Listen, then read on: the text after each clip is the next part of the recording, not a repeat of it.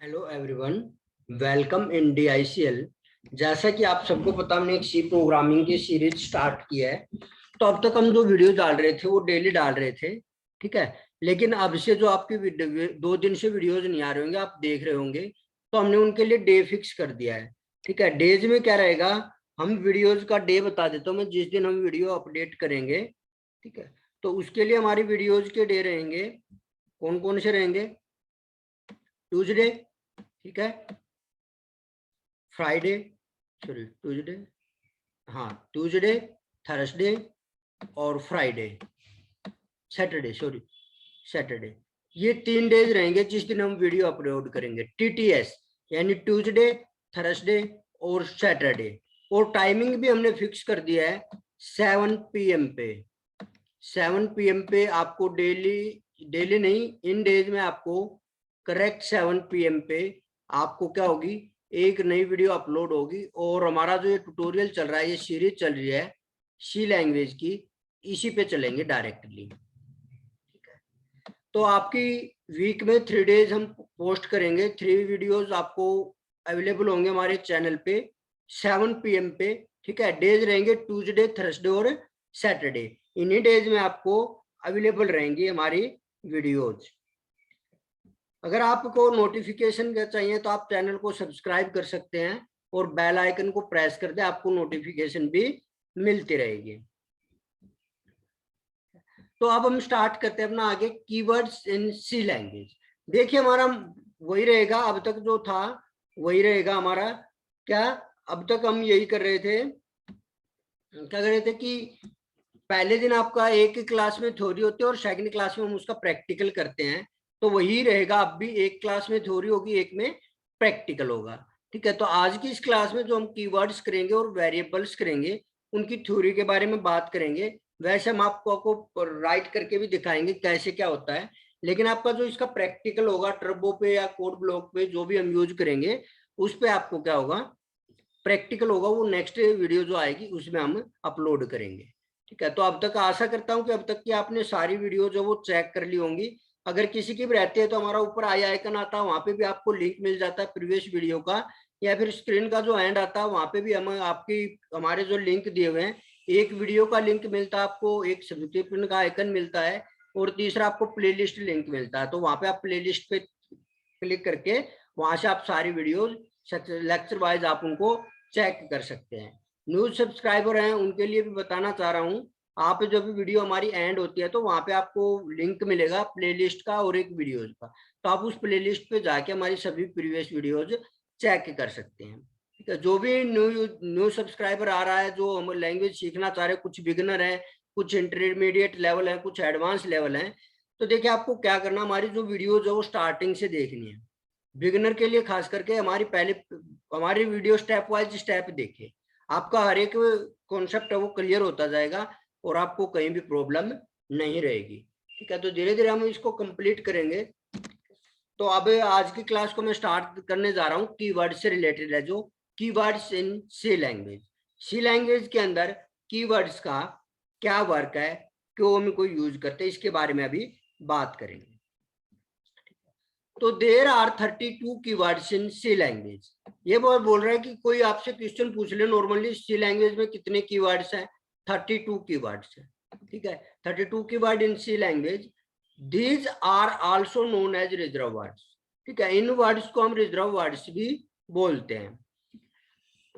All keywords are written in lower case letter. सभी जो हमारे कीवर्ड्स हैं वो किसमें लिखे जाते हैं? लोअर केस लेटर में लिखे जाते हैं। These cannot be redefined by the programmer or user। जो यूजर है या जो प्रोग्रामर है इनको यूज कर रहा है, उसके द्वारा ये रिडिफाइंड नहीं किए जा सकते, ठीक है। वो भी हम आगे बताएंगे कि कौन से कैसे रिडिफाइंड नहीं किए जाते। अभी के लिए आपको यही देखना है कि सी लैंग्वेज में कितने कीवर्ड हैं? 32 कीवर्ड हैं, और इनको हम रिजर्व वर्ड के नाम से जानते हैं, और ये लोअर केस में लिखे जाते हैं, ठीक है। और ये यूजर और प्रोग्रामर के द्वारा रिडिफाइंड नहीं किए जा सकते। और these are use for special purpose, ये ओनली स्पेशल पर्पज के लिए ही यूज किए जाते हैं। तो इसके बाद हमारे जो 32 कीवर्ड्स है उनकी लिस्ट दी हुई है हमने, ठीक है। तो हमने परमिटिव डाटा टाइप जो किए थे सी के अंदर, ऑटो, डबल, इंट, फ्लोट, कैर, लॉन्ग, शॉर्ट। तो ये हमारे कीवर्ड्स हो गए कुछ। फिर हमारा एक हो गया मेन के अंदर जो वॉइड यूज करते हैं वो भी हमारा कीवर्ड है। Signed, unsigned, static, do, break, struct, extend, while, if, else, switch, case, return, typedef, register, enum, union, constant, continue, for, default, goto, sizeof और वोलेटाइल। ठीक है, तो ये हमारे जो कीवर्ड्स हैं ये 32 कीवर्ड्स हैं जिनके मैंने आपको नाम बता दिए हैं ये सारे। ठीक है, इनको हम एक एक करके आगे यूज करेंगे, तब आपको क्लियर हो जाएगा कौन सा कीवर्ड है और किस लिए यूज हो रहा है। ठीक है, आगे आगे करते जाएंगे, चैप्टर्स उनमें आते जाएंगे और हम इनको यूज करते जाएंगे। एक आपका साइज ऑफ है जो मैंने आपको डाटा टाइप कराए थे, उसका मैं इसके नेक्स्ट क्लास में डालूंगा इसके बारे में प्रोग्राम। ठीक है, तो नेक्स्ट क्लास में जो आएगा वो साइज ऑफ के ऊपर मैं आपको प्रैक्टिकल दूंगा और वेरिएबल्स कीवर्ड्स का भी साथ में ही प्रैक्टिकल करा दूंगा। ठीक है, तो साइज ऑफ का क्या होता है, हम डाटा टाइप का जो साइज मैंने बताया था आपको, इंट 2 बाइट है, फ्लोट 4 बाइट है, डबल 8 बाइट है, लॉन्ग 4 बाइट है, फ्लोट 4 बाइट, तो उनका साइज हम चेक करेंगे, प्रैक्टिकली चेक करके दिखाएंगे आपको इनका साइज कैसे निकाला जाता है, कैसे पता चलता है। हम उसके लिए साइज ऑफ का यूज करेंगे कीवर्ड्स का। ठीक है, तो अब नेक्स्ट चलते हैं हम। ठीक है, नेक्स्ट हमारा क्या होगा, variables in C language. C language के अंदर वेरिएबल्स। ठीक है, तो वेरिएबल्स मेनली होते क्या, हमारी एक मेमोरी की लोकेशन का नाम होता है जहां पे हम अपनी वैल्यू स्टोर करते हैं, उसको हम वेरिएबल बोलते हैं। ठीक है, तो अभी पूरी डेफिनेशन देखते हैं। A variable is a place holder in the memory.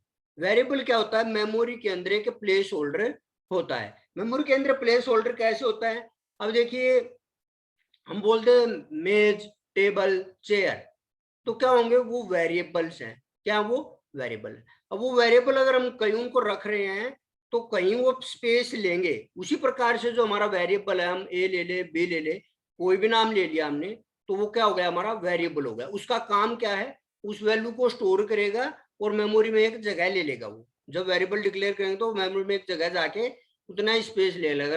अगर मान लो हमने इंट टाइप ले लिया उसका डाटा टाइप, तो वो 2 बाइट का स्पेस ले लेगा मेमोरी के अंदर जाके कहीं भी। ठीक है, और जब हम उसके अंदर वो जो वैल्यू स्टोर कराएंगे वो उस 2 बाइट में जाके स्टोर हो जाएगी। ठीक है, it is use to store the data. अभी मैंने डिफाइन किया है, डाटा को स्टोर करने के लिए यूज करते हैं हम।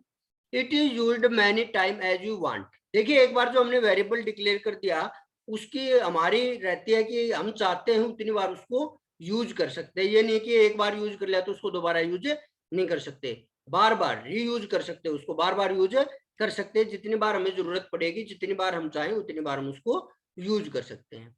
It represent the memory location through a symbol. ये क्या करता है, मेमोरी को रिप्रेजेंट करता है कि सिंबल के थ्रू। ठीक है, ये बात आप याद रखेंगे कि जो वेरिएबल है वो मेमोरी को कैसे रिप्रेजेंट करेगा, कि सिंबल के थ्रू रिप्रेजेंट करेगा मेमोरी की लोकेशन।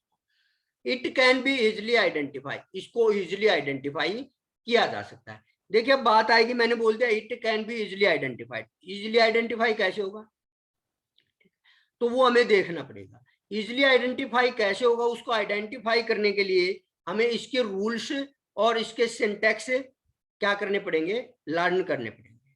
ठीक है, तो सिंटैक्स जैसे हमारे सिंटैक्स का लैंग्वेज में उतने ही महत्वपूर्ण है जितने कि मैथमेटिक्स में हमारे फॉर्मूलाज। मैथमेटिक्स में विदाउट फॉर्मूलाज मैथमेटिक्स नहीं चल सकता, उसी प्रकार विदाउट सिंटैक्स लैंग्वेज वर्क नहीं कर सकती। तो जितने इंपॉर्टेंट फॉर्मूले हैं मैथ्स के अंदर, उतने ही इंपॉर्टेंट हमारी लैंग्वेज के अंदर सिंटैक्स है। ठीक है, तो मैंने अभी तक आपको एक सिंटैक्स कराया था, जो था syntax for a simple C programme.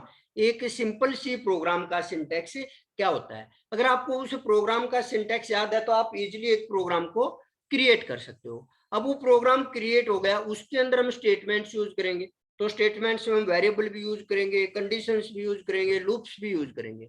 तो उसके अंदर भी क्या होंगे, सिंटैक्स यूज होंगे। हर चीज का अलग अलग सिंटैक्स होगा, जैसे में मैथ उसमें फॉर्मूलाज होते हैं। लेकिन फॉर्मूलाज को हमें क्या होता है, याद करने पड़ते हैं या रट लेते हैं फिर हम।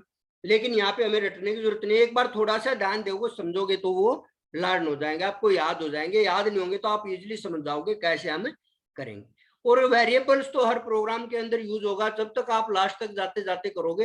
हो सकता है शुरुआत में 1 2 3 प्रोग्राम्स में आपको दिक्कत आए, लेकिन जैसे जैसे आप उनको यूज करते जाओगे, आप उनके फेमिलियर होते जाओगे और आपको कोई दिक्कत नहीं रहेगी। लेकिन शुरुआत में हमें उसको समझने के लिए सिंटैक्स की जरूरत पड़ेगी। तो सिंटैक्स क्या होता है? एक वेरिएबल, देखिए दो चीज होती है, एक तो वेरिएबल डिक्लेयर होता है, एक वेरिएबल इनिशियलाइज होता है। डिक्लेरेशन क्या होता है? जैसे हमारा हमें कोई वर्क करना है, तो मान लो कोई पार्टी चल रही है, तो हम क्या करते हैं, भाई तेरा ये काम है, तुझे ये देखना, डेकोरेशन का देखना, तुझे इधर ये देखना है, ठीक है। तो सबको अलग अलग काम बांटते हैं, तो तुम्हें इन काम का ध्यान रखना है। तो क्या हो गया, वो वेरिएबल आइडेंटिफाई कर दिया हमने, उनको आइडेंटिफाई कर लिया कि ये इस काम को देखेंगे। उसी प्रकार से वेरिएबल को भी हम क्या करेंगे, डिक्लेयर करेंगे, ठीक है। मान लो हमने वेरिएबल डिक्लेयर कर दिया, फिर उनको बाद में काम असाइन कराएंगे, ठीक है। तो हम जो पार्टी कर रहे हैं, मान लो 10 बंदों का ग्रुप है, उनमें से हमें 5 को क्या कर दिया, छांट लिया, भाई तुम्हें काम संभालना है, तुम इधर आ जाओ 500। तो वो क्या हो गए, वो 5 वेरिएबल्स हो गए। फिर उनको हमने, वो हो गए डिक्लेयर, क्या हो गए वो, डिक्लेयर। और जब उन 500 को अलग अलग काम हमने असाइन कर दिया, तो वो क्या हो गए, वो हो गए इनिशियलाइज, यानी उनको हमने काम दे दिया, वो इनिशियलाइज हो गए। उसी प्रकार से अगर हम अपनी प्रोग्रामिंग की लैंग्वेज में आए, ये तो आपको समझाने के लिए बता रहा था मैं, वैसे हम अपनी प्रोग्रामिंग की लैंग्वेज में यूज करें तो वेरिएबल डिक्लेयर करेंगे। वेरिएबल डिक्लेयर क्या करेंगे, कोई भी नाम दे देंगे, वही हमारा क्या होगा, वेरिएबल होगा, डिक्लेयर होगा, ठीक है। फिर उसके बाद वेरिएबल डिक्लेयर कर दिया, तो उसको वैल्यू असाइन करेंगे। मान लो हमने 2 वेरिएबल ले लिए, ए और बी, छोटी सी बात है, एक अल्फाबेट ले लिया मैंने ए, एक अल्फाबेट ले लिया मैंने बी, दोनों मेरे वेरिएबल के नाम है, एक वेरिएबल है ए और एक वेरिएबल है बी। तो हमने क्या कर दिया, उनको डिक्लेयर कर दिया कि हमारे पास में 2 वेरिएबल है, एक ए है और एक बी है, ठीक है। अब क्या होगा, ए को वैल्यू असाइन करनी है, बी को असाइन करनी है। ए इज इक्वल टू 10 डाल दिया हमने और बी इज इक्वल टू 20, तो हमारी क्या हो गई, उनको वैल्यू असाइन हो गई, यानी वो इनिशियलाइज हो गए, ठीक है। तो वेरिएबल्स में 2 पार्ट होते हैं, वेरिएबल डिक्लेरेशन और वेरिएबल इनिशियलाइजेशन। अब इसको समझते हैं कैसे करते हैं हम, यहाँ पे सिंटैक्स के साथ आएगा अभी। देखिए syntax of variable declaration, variable जब डिक्लेयर करेंगे तो हमारे 2 पार्ट होंगे, ठीक है। एक यूज करेंगे हम डाटा टाइप और एक यूज करेंगे हम वेरिएबल नेम। तो डाटा टाइप और वेरिएबल नेम, अब क्या करेंगे, डाटा टाइप, देखिए डाटा टाइप अब हमने पढ़े थे, प्रिमिटिव डाटा टाइप जो हमने पढ़े थे, इंट, फ्लोट, लॉन्ग, डबल, ठीक है, कैर, ये हमने जो डाटा टाइप पढ़े थे उनका यूज करेंगे, किसी भी एक डाटा टाइप का आप यूज करेंगे और फिर हमारा आएगा वेरिएबल नेम। तो वेरिएबल नेम हम कुछ भी ले सकते हैं, कोई अल्फाबेट भी हो सकता है, ठीक है, अल्फाबेट और न्यूमेरिक, अल्फा न्यूमेरिक भी हो सकता है, ठीक है, ओनली अल्फाबेटिक भी हो सकता है। उनके रूल अब 4 हैं, वो मैं आपके सामने डिक्लेयर करूंगा अभी। अभी आप इतना समझ लो कि डाटा टाइप और वेरिएबल का नाम, और वेरिएबल का नाम कुछ भी हो सकता है, आपका नाम भी हो सकता है, ठीक है, किसी वस्तु थिंग का नाम हो सकता है, ठीक है। आप मान लो देखना चाह रहे हैं, आप डाल दे भाई, वेरिएबल का नाम हमने डाल दिया मोहित, रोहन, सोहन, तो ये डाटा टाइप मान लो डाल दिया इंट मोहित, तो इंटीजर टाइप का एक मोहित नाम का वेरिएबल क्रिएट हो गया, ठीक है। डाल दिया रोहन, तो इंट रोहन, तो इंट डाटा टाइप का एक रोहन नाम का वेरिएबल क्रिएट हो गया, ठीक है। आप कुछ भी नाम ले सकते हो, इंट स्कूल, तो क्या होगा, स्कूल नाम का एक वेरिएबल क्रिएट हो गया, ठीक है। लेकिन वेरिएबल्स के नाम हमारे होते हैं, वो हम आपको बताएंगे कैसे डिक्लेयर करते हैं, कौन से नहीं हो सकते, ये बात भी बताएंगे।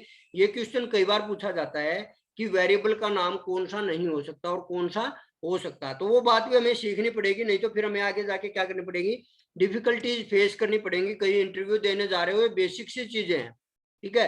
जो कई बार इंटरव्यू क्या होता है, आपसे डीप में क्वेश्चन पूछने लग जाता है, तो आप उनको बता नहीं पाते, तो वो सोचता है इसका कोर कॉन्सेप्ट क्लियर है या नहीं है। तो कोर कॉन्सेप्ट क्लियर करने के लिए वो ये छोटी छोटी चीजें पूछेगा आपसे, ठीक है। तो अगर आपका कोर कॉन्सेप्ट क्लियर होगा तो वो सोच सकता है कि इसको ले ले भाई, कोर कॉन्सेप्ट इसके क्लियर है, इसको नॉलेज है प्रोग्रामिंग की, ये वर्क कर लेगा, ठीक है। तो वो चीज भी आपकी चेक की जाती है इंटरव्यू में। जरूरी नहीं है आपकी आपको डीप या एडवांस नॉलेज होगी तभी आपको जॉब मिलेगी, नहीं।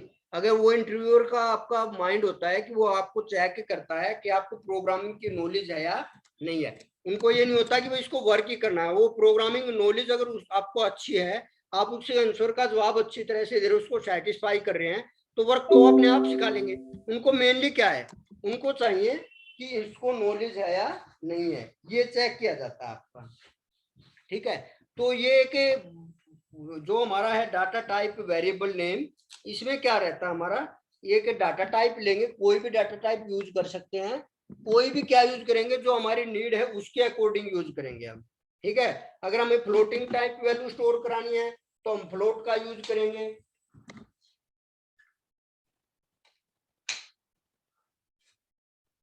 और अगर हमें वैल्यू डलवानी है इंटीजर टाइप तो हम इंटीजर का यूज करेंगे, कैरेक्टर टाइप वैल्यू डलवानी है तो कैरेक्टर का यूज करेंगे। इसी प्रकार से अकॉर्डिंग टू नीड हम उस वेरिएबल का यूज करेंगे। अब एक वेरिएबल डिक्लेयर करके दिखा देता हूं आपको कैसे डिक्लेयर होता है। देखिए आप स्क्रीन पे देखिए, फॉर एग्जांपल हमने डाला इंट ए, ठीक है।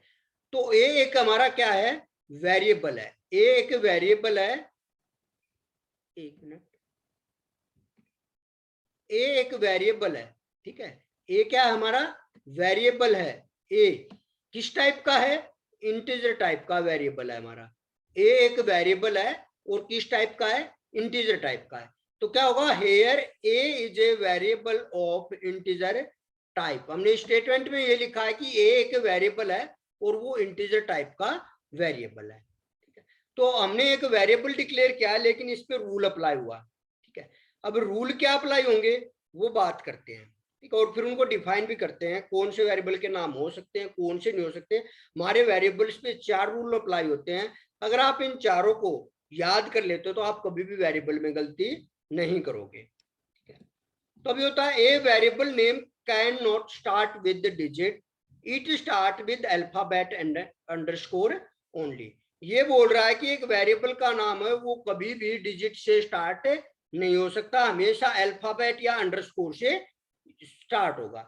तो देखिए कैसे होगा वो, हम मान लो डाल रहे हैं इंट, ठीक है। इंट का ही यूज करूंगा मेनली अभी मैं, इंट। आपको प्रैक्टिकल कराएंगे तब एक एक का बता देंगे। इंट, और हमने इंट में क्या कर दिया, इसको एक वेरिएबल ले लिया ए, ठीक है। ये तो अभी मैंने आपको डिक्लेयर करके दिखाया था, ठीक है। ये ओके है, according to rule a variable name can not start with digit, ठीक है। डिजिट से स्टार्ट नहीं हो रहा, it start with alphabet and underscore only. तो अल्फाबेट से स्टार्ट हो रहा है, ठीक है। मैंने लिख दिया ए एम ए एन, अमन, मैंने अमन लिख दिया।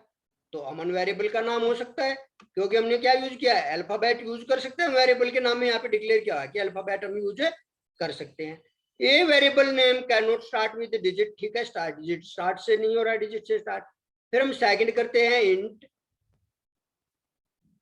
इंट आपको प्रैक्टिकल दिखाएंगे, नेक्स्ट क्लास में करेंगे प्रैक्टिकल। इंट अभी आप समझ लो बस थोड़ा। इंट, अब मैंने लिख दिया इंट अंडरस्कोर। देखिए जो लाइन के नीचे की साइड जो आता है वो अंडरस्कोर होता है। इंट Aman, A M A N, A N, Aman, ठीक है। तो ये अमन क्या है, अमन भी हमारा वेरिएबल का नाम हो सकता है क्योंकि ये किससे स्टार्ट हो रहा है, अंडरस्कोर से हम अमन को स्टार्ट कर सकते हैं। देखिए यहाँ पे जो देख रहे हैं ना आप, ये वेरिएबल और नेम के बीच में, डाटा टाइप और नेम के बीच में जो ये है, ये हमारे अंडरस्कोर है, ठीक है। और यहाँ पे भी मैंने ये अंडरस्कोर यूज किया है। तो ये दोनों हमारे क्या है, वैलिड है। लेकिन हम जैसे ही यहाँ पे लिख दे इन, और हमने लिख दिया 1 अंडरस्कोर अमन,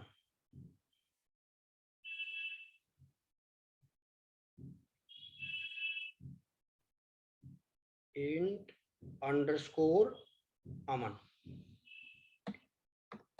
तो इसमें हमारा क्या होगा, ये हमारा वेरिएबल का नाम नहीं हो सकता क्योंकि ये इस लाइन को फॉलो नहीं कर रहा है। ए variable name can not start with digit, variable का नाम कभी भी डिजिट से स्टार्ट नहीं हो सकता, लेकिन हमने ये तो डिजिट से स्टार्ट कर दिया तो ये वेरिएबल का नाम नहीं होगा। हाँ, लेकिन अगर हम लगा दें इंट अमन 1 लगा दिया हमने यहाँ पे, तो ये वैलिड है। देखिए अल्फाबेट का, डिजिट का यूज हो सकता है। डिजिट हमारी क्या होगी, 0 to 9, कोई भी नंबर आ जाए 0 to 9 तो हमारी क्या होगी, डिजिट हो गई। तो वो वेरिएबल के नाम स्टार्ट नहीं हो सकता उनसे। वेरिएबल के नाम में हो सकते हैं लेकिन स्टार्ट डिजिट से नहीं होगा। अब मैं लिख दूं अमन 3 तो ये भी वैलिड है, ठीक है। अमन 5 लिख दूं, 8 लिख दूं, 9 लिख दूं, 10 लिख दूं, कुछ भी लिख दूं मैं, वो वैलिड है। लेकिन फर्स्ट डिजिट हमारा, फर्स्ट लेटर डिजिट नहीं होना चाहिए वेरिएबल के नाम में। जैसे हमने ये 1 अंडरस्कोर अमन लिखा तो ये 1 है, ये वैलिड नहीं है। हाँ, अगर अल्फाबेट से स्टार्ट है या अंडरस्कोर से स्टार्ट है तो वो वैलिड है, ठीक है। चलो अब नेक्स्ट देखते हैं, सेकंड रूल क्या है हमारा। ए variable name can have alphabet digit and underscore. आगे ना बात कि हम एक वेरिएबल के नाम में अल्फाबेट भी यूज कर सकते हैं, डिजिट भी यूज कर सकते हैं और अंडरस्कोर भी यूज कर सकते हैं। तो हमने अभी आपको बताया ये यूज हो गए, ठीक है। थर्ड रूल देखिए, white space and special symbol is not allowed in A variable name. अब देखिए व्हाइट स्पेस और अंडरस्कोर, एक बार मैं इसको क्लियर कर दूं, यहाँ पे लिख के फिर बताता हूं मैं आपको।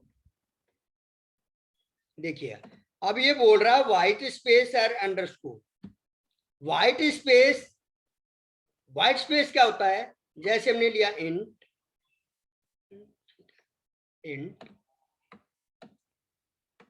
और हमने ले दिया, क्या नाम ले दिया, राधे श्याम। हमने लिया राधे श्याम, RADHE,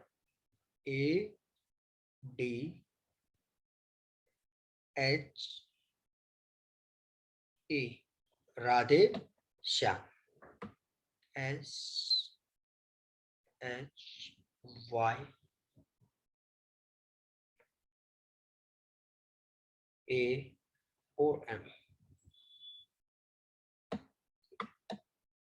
देखिए आपको थोड़ा अटपटा लग रहा होगा सर ये क्या एग्जांपल दे रहे हैं, लेकिन आपको समझाने के लिए, ठीक है। तो अब हमने दे दिया इंट राधे श्याम। देखिए एक वेरिएबल का नाम हो सकता है क्योंकि इसमें अल्फाबेट से स्टार्ट हुआ है, ठीक है, कोई डिजिट नहीं है, अगर बीच में डिजिट भी आ जाएगी तो कोई भी दिक्कत नहीं है, कोई अंडरस्कोर नहीं है, तो ये तो नॉर्मली हमारा अल्फाबेट यूज है, तो वेरिएबल का नाम है वैलिड है, ठीक है। लेकिन according to rule third white space, देखिए अब इसमें राधे और श्याम के बीच में जो स्पेस दिया हम इसको बोलते हैं व्हाइट स्पेस।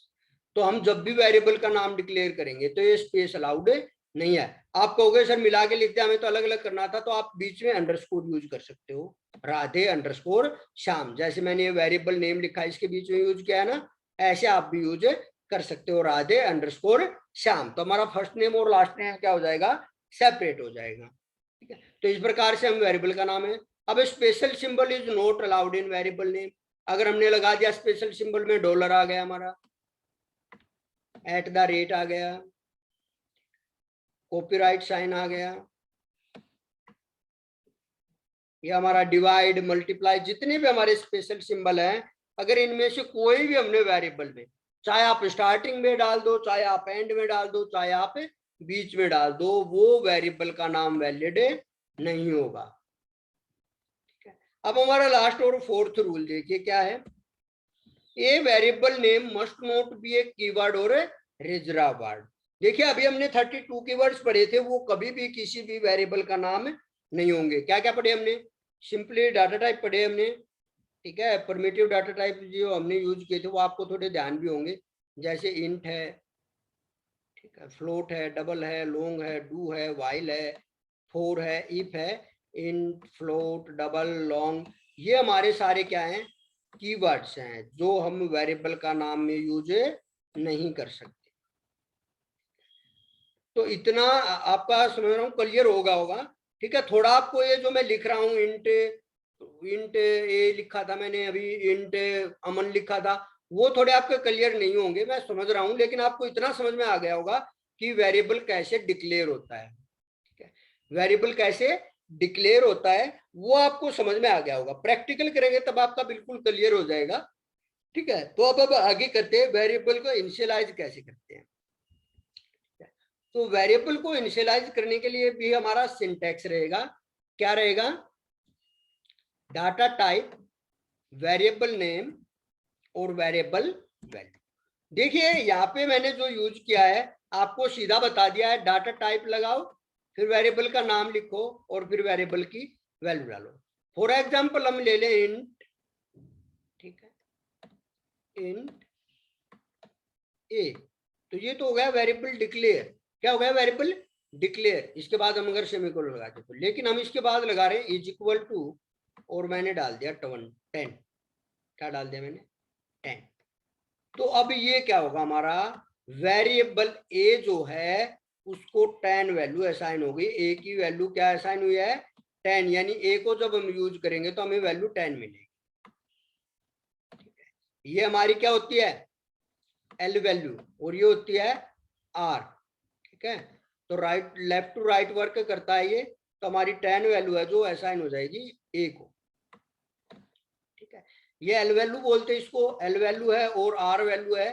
कई बार आपका एरर आ भी जाता होगा, बहुत कम चांसेस रहते हैं, लेकिन कई बार आ जाता है R value required, L value required, तो वहां पे आपको इसी प्रकार की गड़बड़ की होगी तभी वो आता है। ठीक है, मेनली हम कांस्टेंट का यूज करते हैं और उसको वैल्यू असाइन करा देते हैं, तब इस प्रकार की हमारी वैल्यू वो एरर क्रिएट होती है। तो L value required, R value required आएगा, तो वो यहाँ पे पंगा रहता है हमारा एल वैल्यू आर वैल्यू का। ठीक है, तो अब दूसरा क्या रहेगा हमारा, data type variable name variable value हमने डाल दिया है। तो लेकिन इसका दूसरा तरीका है, अगर कोई बोल दे सर मैंने वेरिएबल डिक्लेयर कर दिया इंट ए डिक्लेयर कर दिया, और अब आप बोल रहे हो इसको इक्वल टू लगा के 10 करो, तो हम तो ऐसे ही एडिटिंग करने में रह जाएंगे। अगर किसी ने ऐसे वेरिएबल डिक्लेयर कर दिया है तो आप उससे अगली लाइन में ऐसे लिख सकते हो a is equal to 10, a is equal to 10। ये आपका क्या होगा, ये हो गई वेरिएबल इनिशियलाइजेशन, और ये हो गई, सॉरी, ये हो गई वेरिएबल डिक्लेरेशन, और ये हो गई वेरिएबल इनिशियलाइजेशन। तो ये वेरिएबल डिक्लेरेशन हो गई और ये हमारी वेरिएबल इनिशियलाइजेशन हो गई है। तो वेरिएबल इनिशियलाइजेशन जो हुई है, हम एक साथ भी दोनों चीज कर सकते हैं, वैल्यू असाइन इनिशियलाइज भी कर सकते हैं, यानी असाइन भी वैल्यू कर सकते हैं, और डिक्लेयर और असाइनमेंट एक साथ कर सकते हैं हम। उसके लिए सिंटैक्स ये रहेगा आपका। और अगर आपने वेरिएबल डिक्लेयर कर दिया है और आप जब उसको वैल्यू असाइन करा रहे हो तो आप ऐसे भी करा सकते हो, int a is equal to 10। दोनों की वर्किंग सेम रहेगी। ठीक है, ये एक साथ एक लाइन में काम हो रहा है, ये 2 लाइन में हो रहा है। इसके बाद नेक्स्ट बात करते हैं, इसका एग्जांपल देखिए आप। Example int a is equal to 10।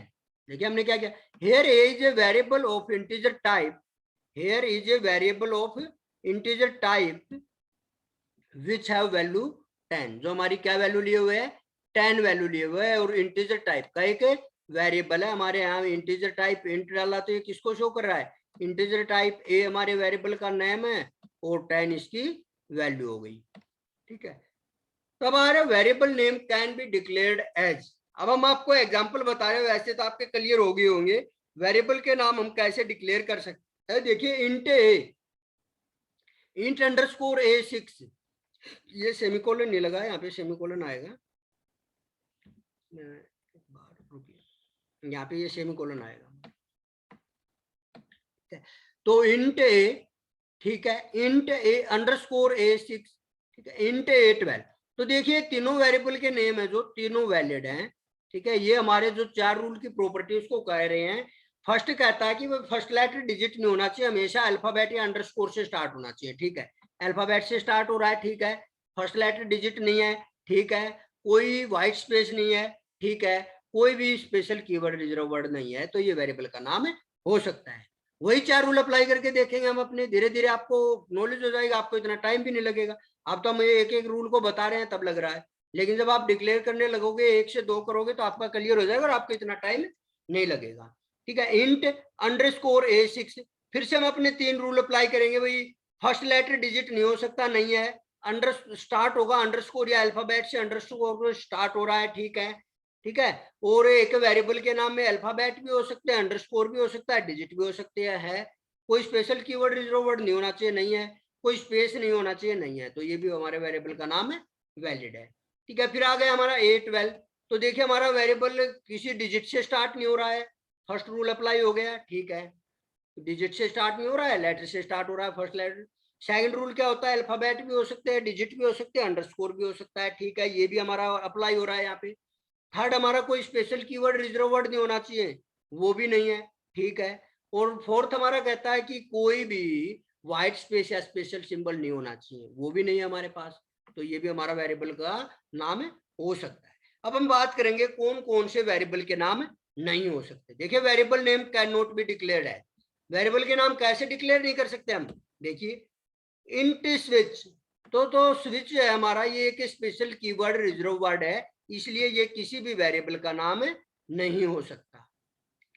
आगे नेक्स्ट है हमारा int for a, int for a, तो ये हमारा डिजिट से स्टार्ट हो रहा है 4 से, तो ये भी वेरिएबल का नाम नहीं हो सकता, ना तो स्विच हो सकता ना 4A। इनके आगे मैंने डेफिनेशन लिख रखी है, ये आप रीड कर लेना।